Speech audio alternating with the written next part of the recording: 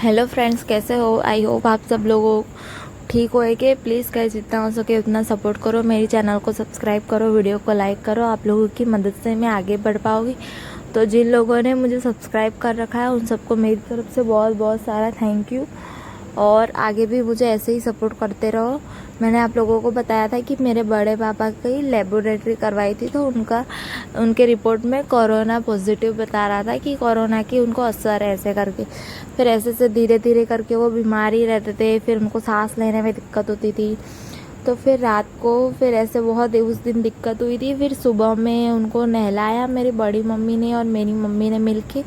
फिर उसके बाद उनको भिलोड़ा हॉस्पिटल लेकर गए, बट वहाँ पे भी पलंग नहीं मिला, जगह नहीं थी और ऑक्सीजन की बोतल भी नहीं थे। फिर उसके बाद उनको मोड़ासा ले जाने की बात की। मोड़ासा ले गए, मोड़ासा पे वहाँ पे भी ऑक्सीजन की बोतल नहीं थे। उसके बाद सीधे अहमदाबाद जाने की बात आई, और घर पे सबको गांव में ऐसा लगता था कि अहमदाबाद जो इंसान जाएगा वो वापस नहीं लौट के आएगा। इसलिए घर वाले घबरा गए थे, मना बोले थे कि नहीं, अहमदाबाद तक तो नहीं जाएंगे। फिर हिम्मतनगर तक बोला तो हिम्मतनगर ले गए। फिर मेरी मम्मी भी कुछ दिन साथ में रही, 1-2 दिन। बड़े पापा, ऐसे सब लोग एक के बाद एक रहते थे वहाँ पे पास में। और मेरे पापा तो यहाँ अहमदाबाद में थे। सब ठीक हो जाएगा, सब ठीक हो जाएगा ऐसे करके कहते थे।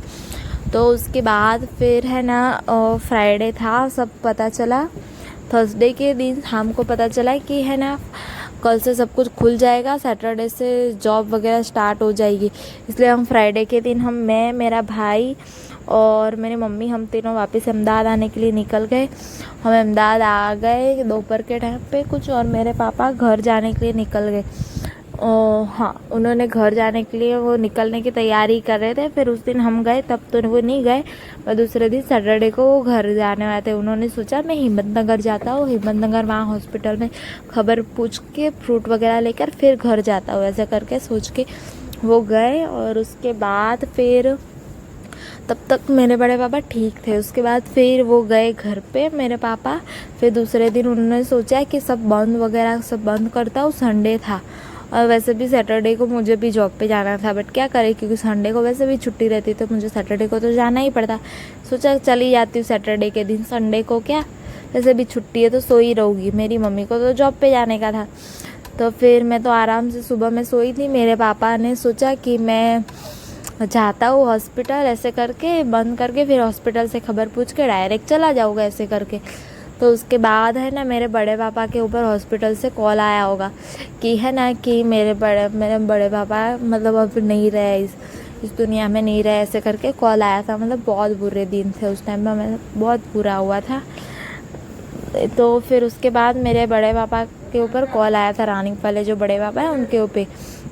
फिर उसके बाद है ना, मेरे पापा लोगों ने मेरी मम्मी के ऊपर कॉल किया, और मैं तो आराम से सोई हुई थी। मेरी मम्मी जॉब जाने की तैयारी कर रही थी, और हम घर से आए थे, इतने थके हुए थे। तो हमने बैग पैकिंग की हुई थी, वो निकाला भी नहीं था, कुछ भी नहीं, सब ऐसे ही रहने दिया था। तो फिर पता चला, तो फिर अब क्या करें ऐसे करके। फिर हमने जो बैग थे वही नहाए नहीं नहाए, फटाफट ऐसे कि ऐसे ही हम घर जाने के लिए निकल गए। सोचा कि हिम्मतनगर से जाएगी, और एक तो कोरोना हो चुका था, तो कोरोना के लाश भी घर पे नहीं देते थे, पूरी पैक कर दी हुई थी।